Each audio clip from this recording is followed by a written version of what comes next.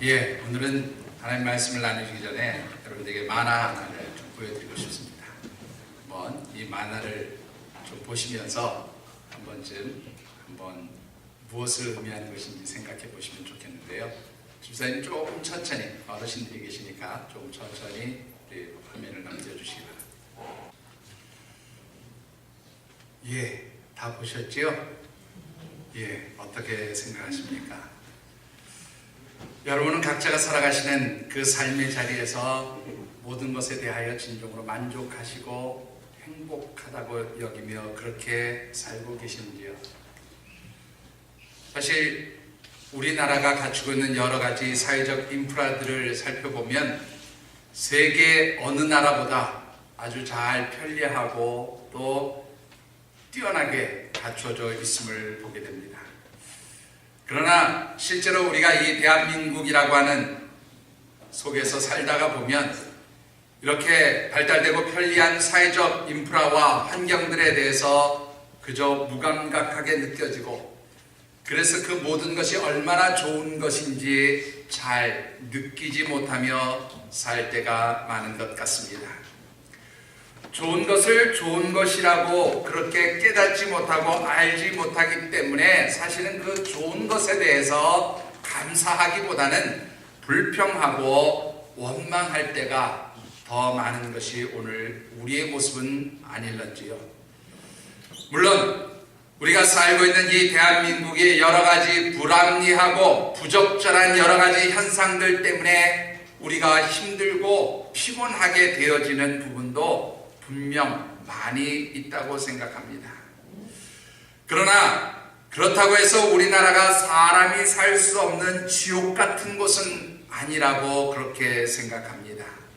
아마 이 만화에서 이야기하는 것처럼 우리가 살고 있는 이 대한민국이 지옥인 것이 아니라 우리에게 주어진 좋은 환경에 대해서 자족하지 못하고 감사하지 못하는 마음들이 결국 지옥 같은 삶의 자리를 만들어가고 있는 것은 아닐까, 그런 생각이 듭니다. 어떻게 하면 이 지옥같이 느껴지는 우리의 삶의 자리를 천국과 같은 곳으로 바꿔낼 수 있을까라고 하는 것입니다.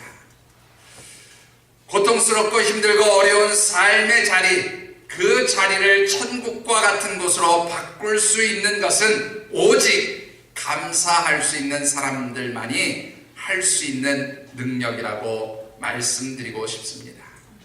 그래서 11월에 여러분들과 함께 묵상하는 말씀의 주제를 감사, 내 삶을 회복시키는 영적 테라피, 이렇게 정해보았습니다. 한번 같이 해보실까요? 감사,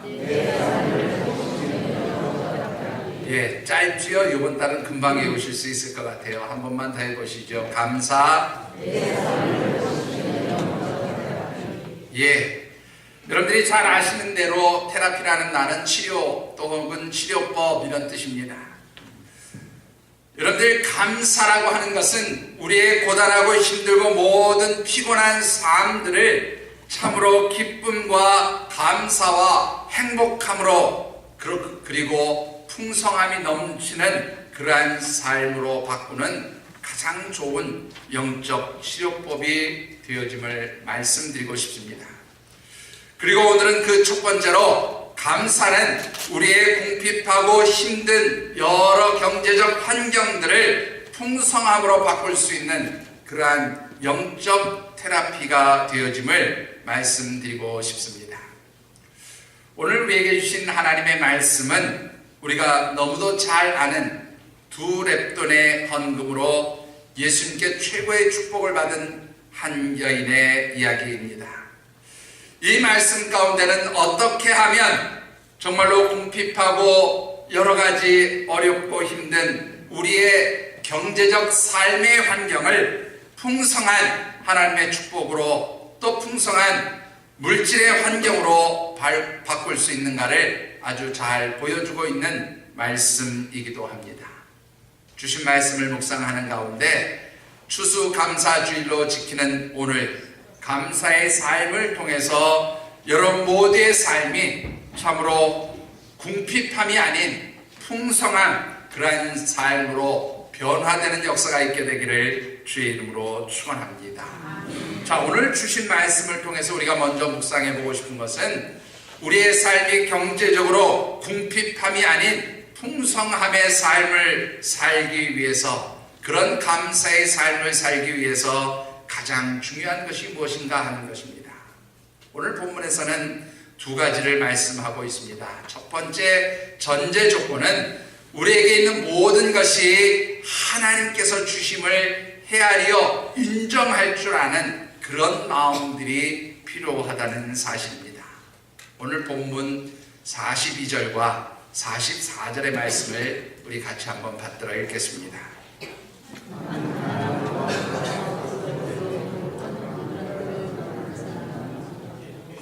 예, 44절입니다.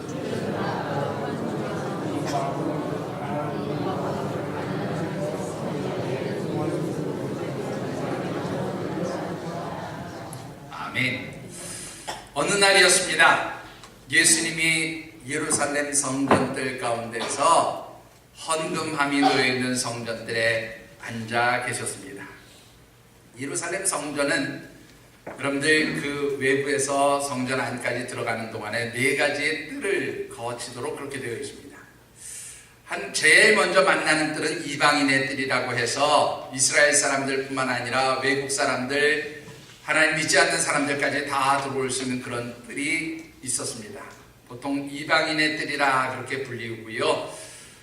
성전에서 장사치들이 이제 제물로 드릴 여러 가지 동물들을 사고 파는, 그리고 돈을 바꾸는 그러한 환전소와, 그리고 제물로 드렸던 동물들을 사고 파는 그런 장소가 되기도 했던 곳이 바로 이 이방인의 뜰입니다.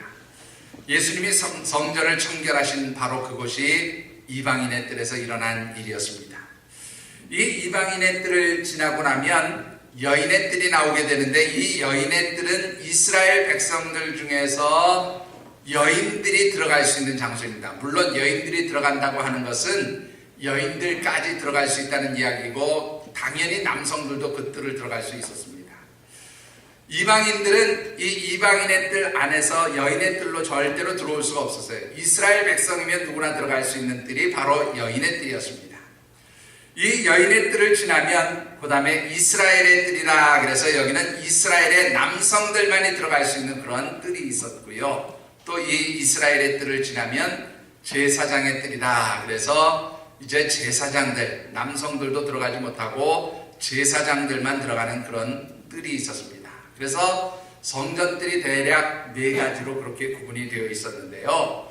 이제 오늘 본문에서 예수님이 앉아 계시던 이 헌금함이 놓여 있었던 뜰은 바로 여인의 뜰이라고 불리우는 바로 그곳이었습니다.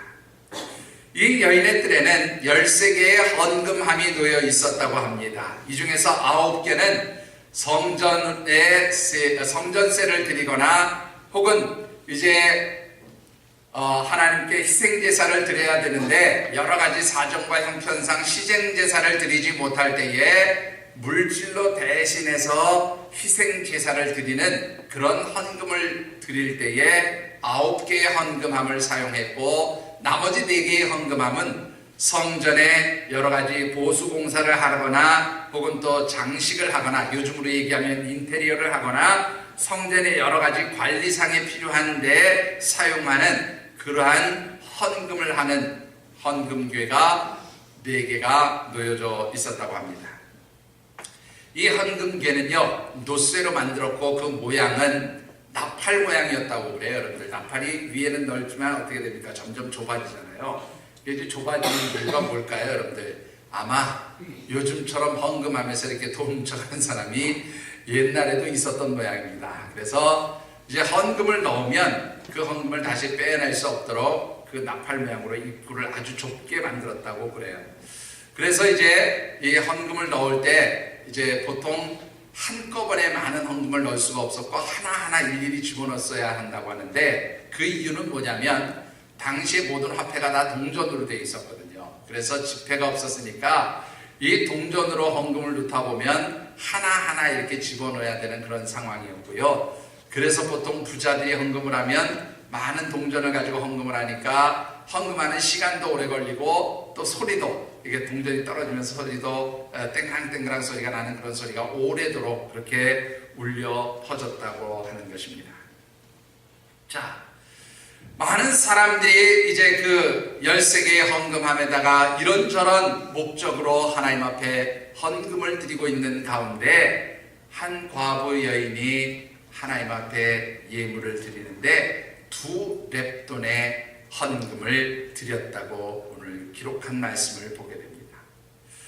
여러분들, 이 여인이 드린 2렙돈은 참으로 아주 작은 그러한 돈이었습니다. 여러분들, 이 렙돈이라고 하는 것은 이스라엘 백성들 가운데서 당시에 통용되는 화폐 중에서 가장 작은 소액의 동전이었습니다. 아마 우리나라로 따지면 1원짜리쯤 되는 걸로 생각하시면 좋겠는데 요즘엔 1원짜리 보기도 쉽지가 않지요. 10원짜리 정도라고 그렇게 여러분들이 상상하시면 될 것 같은데요.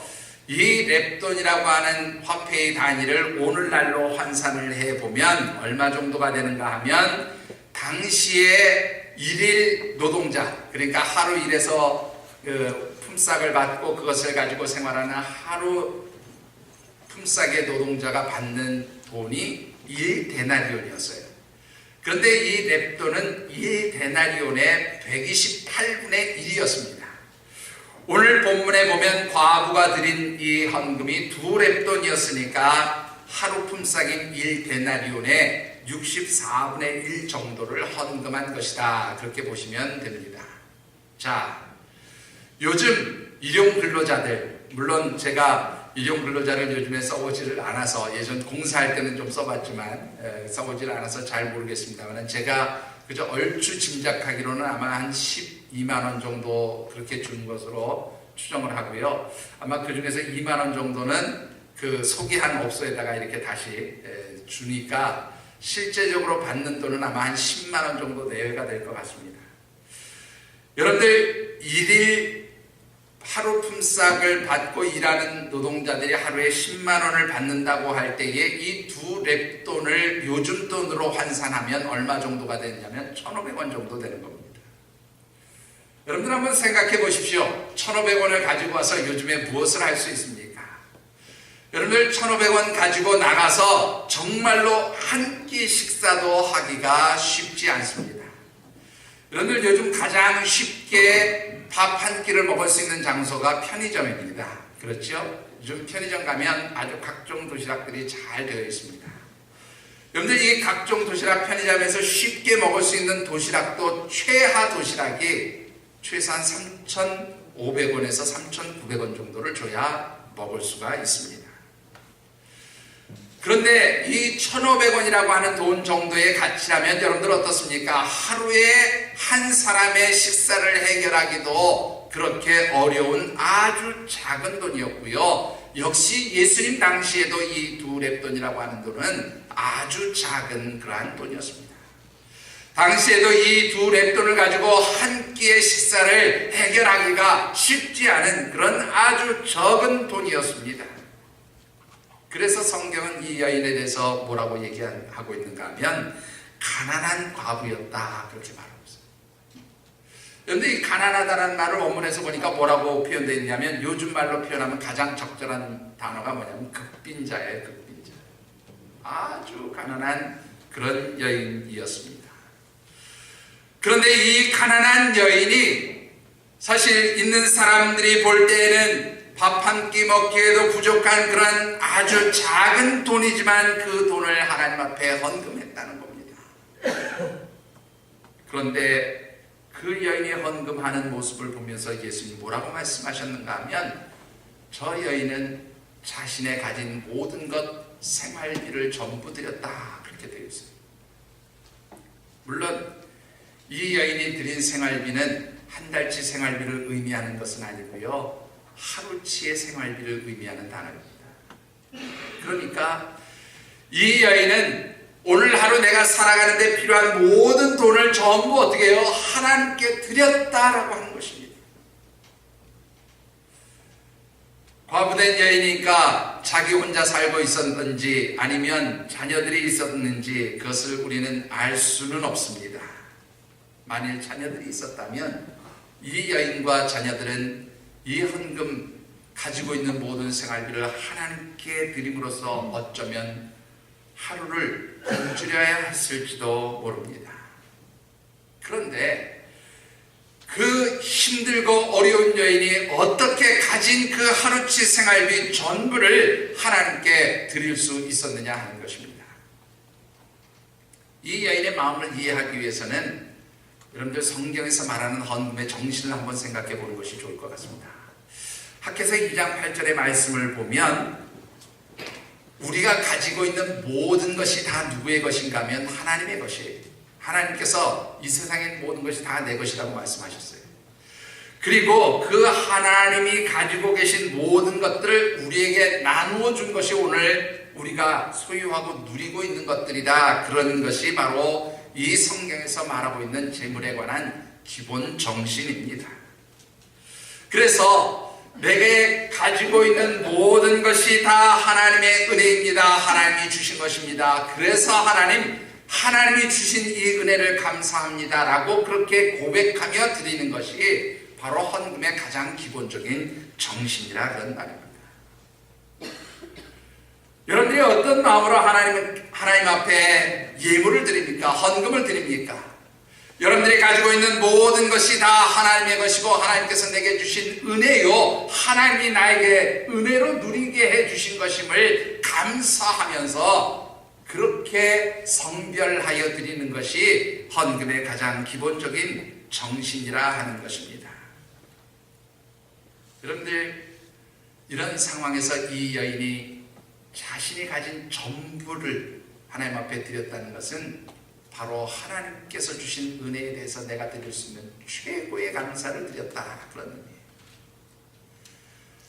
내가 가진 모든 것을 다 하나님 앞에 드립니다라고 하는 그런 고백으로 최고의 가장 귀한 감사를 하나님 앞에 드린 것이 바로 오늘 이 여인의 감사의 고백이었다라고 하는 것입니다.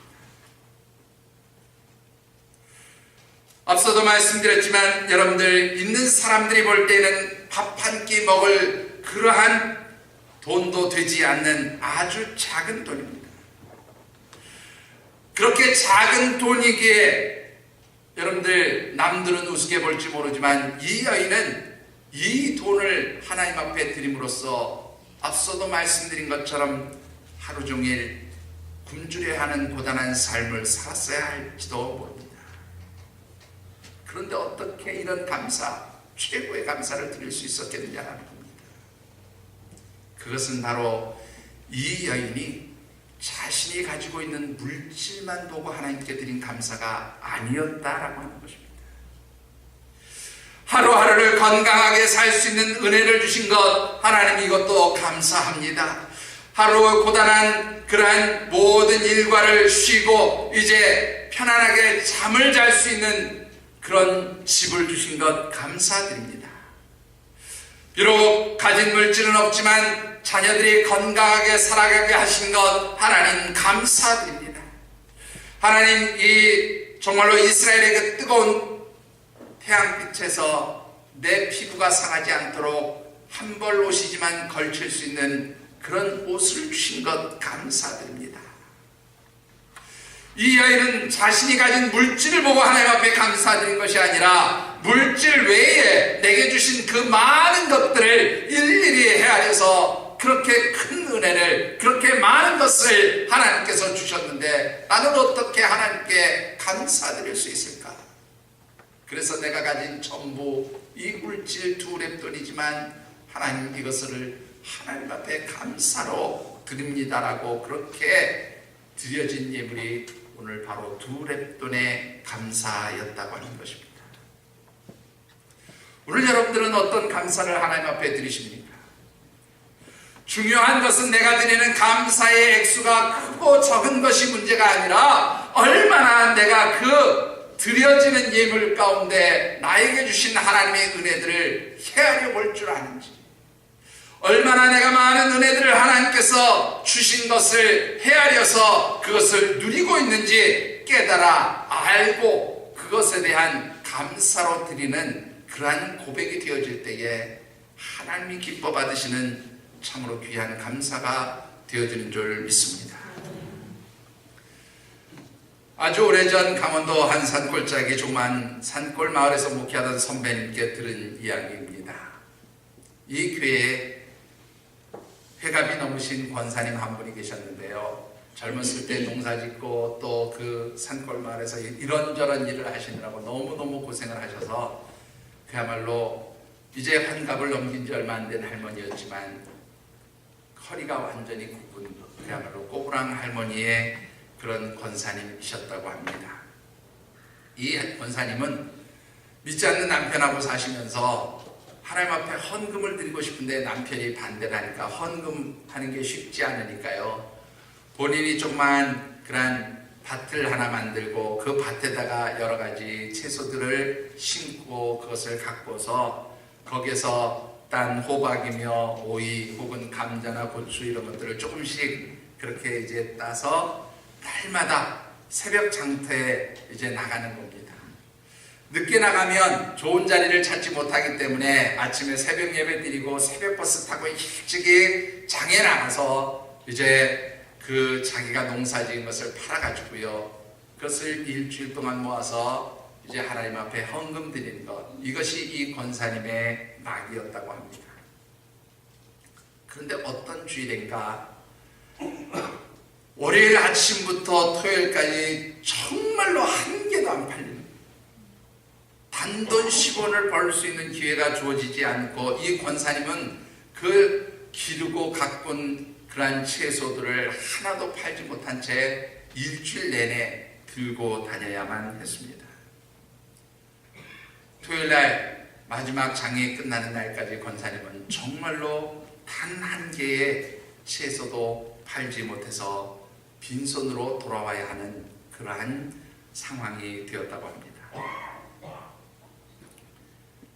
그러자 이 한 개도 팔 수 없었던 권사님은 이제 그 읍내 장터에서 집까지 약 20여리가 되어지는 그런 길인데요.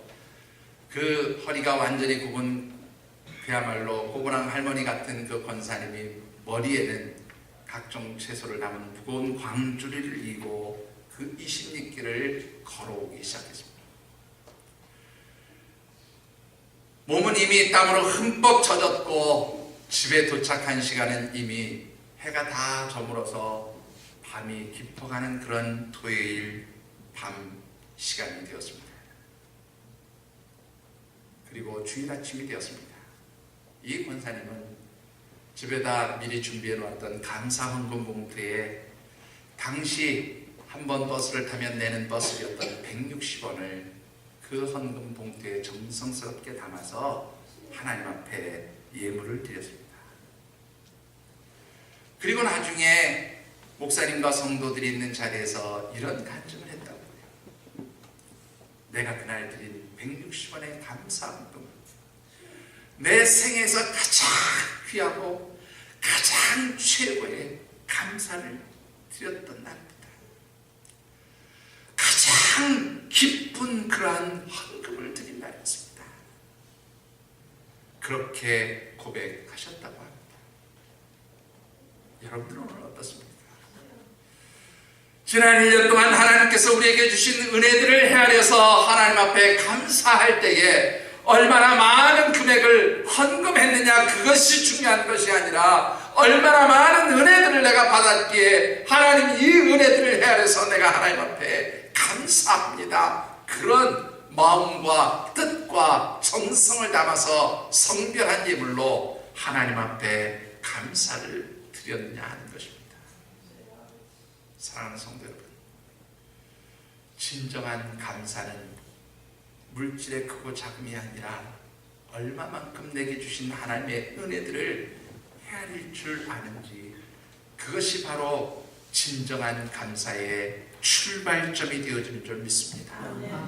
사랑하는 성도 여러분, 오늘 이 시간 여러분들의 영의 눈이 열려져서 내가 현재 누리고 있는 그 하나님의 은혜, 하나님께서 내게 주신 그 모든 축복들을 헤아려서 그것을 감사할 수 있는 우리 귀한 믿음의 성도들이 되어주시기를 주의 이름으로 축원합니다.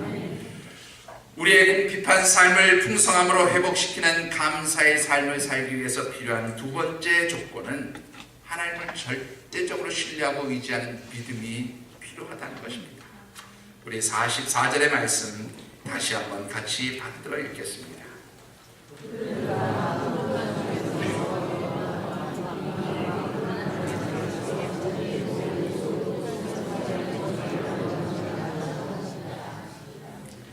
여러분들 어떻게 생각하십니까? 이미 앞서도 말씀을 드렸지만 두렙돈이라고 하는 이 물질은 여인이 가진 전부였습니다. 이 물질을 하나님 앞에 드림으로 인해서 이 여인과 자녀들이 있었다면 그 가족은 하루 종일 굶었을지도 모릅니다. 어쩌면 평소에 아이들이 먹고 싶었던 간식거리라도 사주고 싶었던 그런 마음을 억누르고 드린 그러한 헌금일 수도 있었습니다. 그런데 이 모든 것을 포기하고 하나님 앞에 드릴 수 있었던 비결이 무엇이라고 여러분들 생각하십니까? 그것은 바로 하나님께 대한 절대적인 믿음이었다고 하는 것입니다. 오늘 하루를 살아갈 수 있는 양식거리를 살 수 있는 그런 돈이 생길지, 아이들에게 정말로 조금이라도 주전부리할 수 있는 그러한 간식거리라도 살 수 있는 그러한 물질을 하나님 주실지 알지 못하고 불투명하지만, 그러나 지금까지 내게 주신 하나님의 은혜들을 헤아려 보면 어느 때나 내게 필요한 것들을 채워주실 것이라고 하는 그 분명한 믿음의 고백과 확신 속에서 아마 이 여인은 하나님 앞에 예물을 드렸을 것입니다. 비록 내가 이 예물을 드림으로 하나님께 모든 것을 다 바쳤지만 하나님께서는 비워진 내 주머니의 모든 사정과 형편을 아시기에 하나님 오늘도 일용할 것으로 채워주실 줄 믿습니다. 바로 이 믿음으로 자신이 가진 모든 것을 드렸다고 하는 것입니다. 여러분들, 진정한 감사는 하나님께서 매일매일 일용할 것을 채워주신 것을 경험하는 사람만이 진정한 감사를 드릴 수 있습니다. 여러분들, 예수님께서 산상수훈을 가르쳐 주시면서 뭐라고 말씀하십니까? 너희는 무엇을 먹을까 마실까 입을까 염려하지 말라. 하늘에 계신 너희 아버지께서는 너에게 필요한 모든 것을 다 아시느니라. 공중에 나는 새도 들에 피는 백합화도 하나님께서 다 먹이시고 입히시거든 하물며 하나님의 자녀된 너희들을 먹이시고 입히시지 않겠느냐.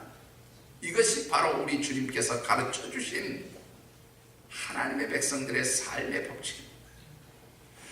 다른 말로 표현하면 하나님께서 매일매일 우리에게 필요한 모든 것들을 공급해 주신다고 하는 그 믿음, 하나님께 대한 절대적 신뢰가 있는 사람만이 오늘 이 여인처럼 하나님 앞에 온전한 감사를 드릴 수 있게 되어지는 줄 믿습니다.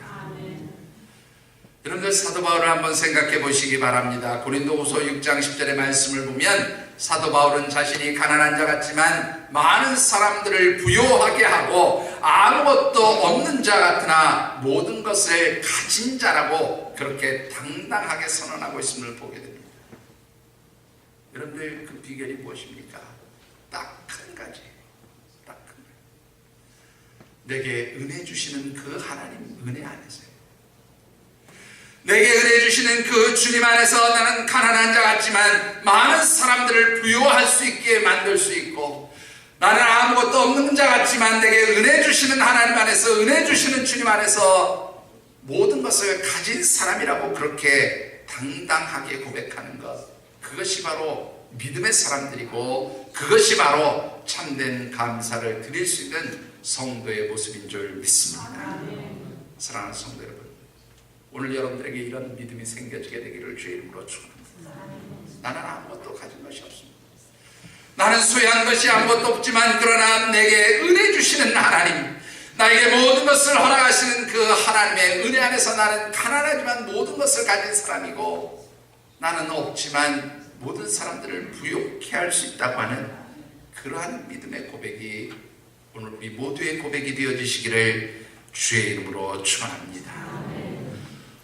우리에게 주신 모든 하나님의 은혜들을 헤아려서 또 하나님께서 나의 모든 삶의 자리에 필요한 것을 채워주실 것이라는 그 믿음으로 하나님 앞에 온전한 감사를 드리는 사람들에게 주시는 축복이 무엇입니까? 본문 41절과 43절의 말씀을 우리 다시 한번 같이 받들어 읽겠습니다. 41절입니다.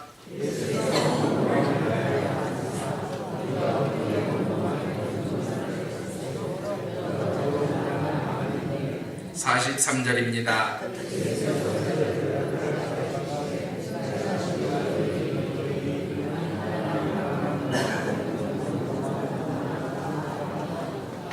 아멘.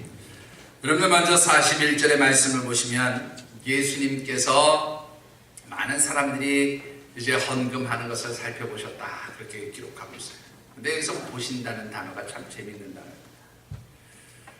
그 여러 사람들이 헌금을 하는 가운데서 다른 사람들의 헌금은 그냥 하나님 예수님께서 그냥 보셨다는 거예요. 그냥 아무 생각 없이 관심 없이 보셨다 그런 뜻입니다. 이중적인 의미가 있어요.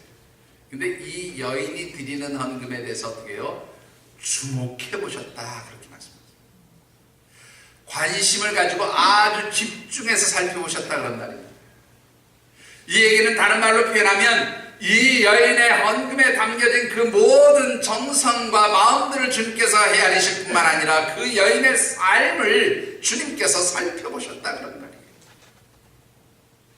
뿐만 아니라 43절에 보면 이 여인은 비록 두레돈이라고 하는 아주 작은 예물을 하나님 앞에 드렸지만 주님께서 최고의 예물이라고 인정해 주시는 그런 축복을 받았어요. 물론 오늘 본문에는 이 두 가지의 축복밖에 보이지 않습니다. 여러분들이 생각할 때 아이씨 생기는 것도 없는데 있는 거 다 드리고 그런 인정만 받으면 뭐에 당장 배고파 죽겠는데 혹시 그런 생각을 하실지도 모르겠습니다. 그러나 저는 분명히 이 여인이 그 이상의 놀라운 축복을 받았다고 그렇게 분명히 믿고 확신합니다. 왜 이 여인이 축복을 받았다고 하는지 여러분들에게 그 근거를 말씀드린다면 여러분들 엘리야 시대의 사렙다 과부의 모습을 떠올려 보시면 분명히 깨달을 수 있습니다. 3년 6개월의 가문 동안에 이제 먹을 것이 없어서 사랑하는 아들과 함께 마지막 남은 가루를 가지고 한 끼의 음식을 만들어서 이제 그 아들과 먹고 더 이상 음식을 조달할 방법이 없어서 이제는 죽을 날만 기다리겠다고 생각했던 사렙다의 한 과부 한 여인에게 엘리야 선지자가 찾아갑니다. 그리고는 무엇이 있냐고 물어보니까 기름 조금과 이제 한 끼 식사를 할 수 있는 가루가 조금 있다고 하니 이 엘리야 선지자가 뭐라고 얘기합니까? 그것으로 떡을 만들어서 가져오라는 거예요. 우리말로 표현하면 벼룩이 간을 내먹지 그래 뺏어 먹을 게 없어서 아들 하나 혼자 데리고 사는 과부에게 한 끼 식사거리 남은 거 뺏어 먹겠다고 그렇게 달려드냐 이 파렴치하는가나 아마 그렇게 생각했을지도 모릅니다. 그런데 그 사렙다 과부는 하나님의 사람에게 드린다고 하는 그 마음, 그것은 곧 하나님께 드린다고 하는 마음으로 정성을 다해서 그 가루로 떡을 만들어 하나님 사람에게 대접했을 때에 하나님께서 그 가정 가운데 3년 6개월 동안 가루와 기름이 떨어지지 않게 하셨다고 말씀하고 있습니다. 가장 가난한 자리에서 하나님께 최고의 것을 드렸을 때 하나님은 분명히 그 이상 엄청난 그러한 물질의 축복을 주신 줄 믿습니다. 오늘 본문에 나오는 이 두 렙돈을 드린 이 여인에게도 하나님은 분명 같은 은혜를 주신 줄 믿습니다. 사랑하는 성도 여러분, 여러분들은 어떤 마음으로 하나님 앞에 감사의 제사를 드리십니까?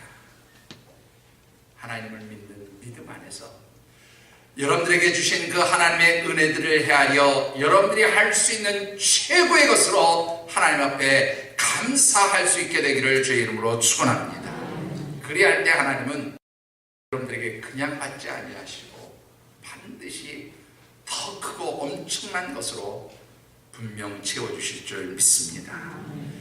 기독신문이라고 하는 한 교계 신문에 소개된 간증 이야기를 소개하면서 오늘의 말씀을 맺고 싶습니다. 초등학교 1학년 아이 하나가요, 추수감사 주일 전날 교회 학교에서 전도사님이 하는 설교를 듣고 고민이 생겼습니다. 전도사님 설교 가운데 다음 주에 추수감사 주일인데 여러분들이 가진 것 중에서 가장 귀하다고 생각하고 가장 소중하다고 생각하는 것을 하나님 앞에 감사로 드리는 것이 바로 이 추수감사 주일의 기본 정신이다.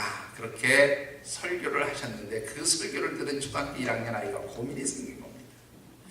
나는 과연 가장 좋은 것, 가장 귀한 것이 무엇이고 어떻게 그것을 하나님께 드릴 수 있을까 고민하다가 이 초등학교 1학년짜리가 깨달은 게 있었어요. 아, 내게 있어서 가장 귀하고 소중한 게 하나 있다는 거지요. 그게 뭔지 아십니까? 이 아이가 바이올린을 배우기 시작하면서 자기가 이 다음에 잘하면 최고로 좋은 바이올린을 자기 돈으로 한번 사고 싶다고 생각해서 바이올린을 배우기 시작한 2년 전부터 한 푼, 두 푼 아빠, 엄마, 친척 어른들이 주신, 할아버지, 할머니가 주신 용돈을 모아서 저금해 놓은 돈이 있었습니다. 2년 동안 한 푼도 쓰지 않고 그렇게 모아둔 그 아이의 용돈 통장은 아이가 하나님 앞에 드리기에는 참으로 적지 않은 금액의 돈이 모여져 있었습니다.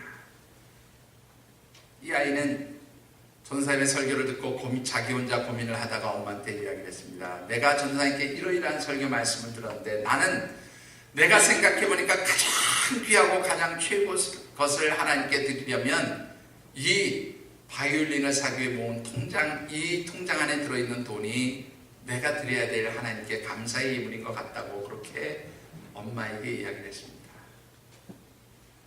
엄마는 그 아이의, 초등학교 1학년 아이의 그 이야기, 그 고백이 참으로 기특했기에 아이에게 그러라고 쾌히 승낙을 했습니다. 그러나 한편으로 이 엄마에게는 참으로 가슴 아픈 사연이 하나 있었습니다. 그것은 뭐냐면 이 아이의 아빠 사업이 당시에 굉장히 어려웠던 거예요. 이 아이가 그렇게 자신이 모은 2년 동안 모은 용돈으로 그렇게 하나님 앞에 헌금을 드렸으면 부모 입장에서는 당연히 참으로 그 아이에게 최고의 바이올린, 좋은 바이올린을 사주고 싶은 것이 부모의 마음일진데 당시 남편의 사업이 여의치 않았던 이 엄마는 뭐라고 말할 수 없이 가슴이 아팠다고 그렇게 고백을 합니다. 그런데 여러분들 어떤 일이 일어난 줄 아십니까?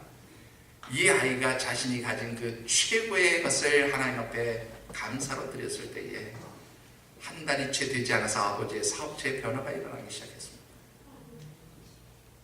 몇 년 동안 수금하지 못했던, 밀렸던 그 납품했던 대금들이 이 아버지가 연락을 하지 않았는데 먼저 그쪽에서 전화를 하면서 돌려주겠다는 겁니다.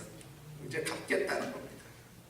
그래서 몇 년 동안 그 받지 못했던 모든 그런 미수금들이 다 들어오기 시작하면서 이 회사의 변화가 일어나기 시작하는데 직원 1명 두고 사업하던 이 아버지의 사업체가 6명의 직원을 둘 수 있을 정도로 그렇게 확장되고 성장하게 되었다고 하는 것입니다.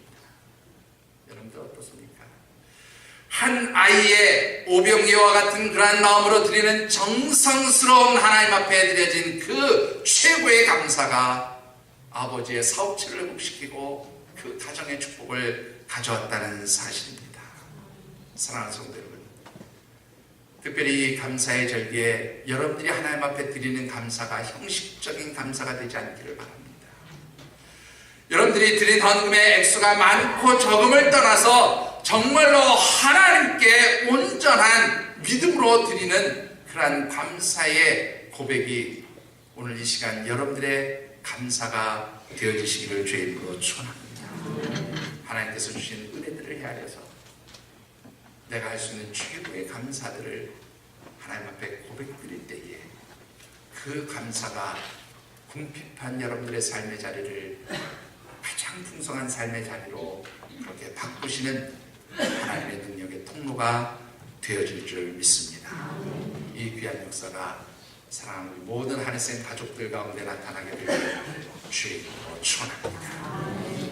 이 시간 함께 기도하시면서 주신 말씀을 생각하며 깨달은 대로